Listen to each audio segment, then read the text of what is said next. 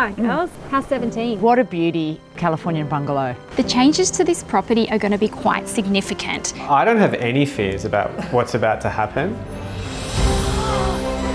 This is going to blow their mind. What we're looking at doing is keeping the charm of the cottage, but transforming it into the modern day. I don't think I've ever been shocked by a renovation like I am with this one.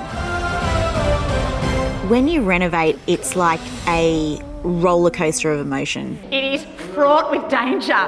This could be a huge misunderstanding. The new renovation is going to totally open up this property. The family are not going to recognise this. Do you remember what it looked like? I do. It's a bit nerve-wracking for me. All we have to go off is their track record. And I feel like their track record on all their past houses have been amazing. Oh my gosh! Actually just taking a moment to try and absorb what we were looking at.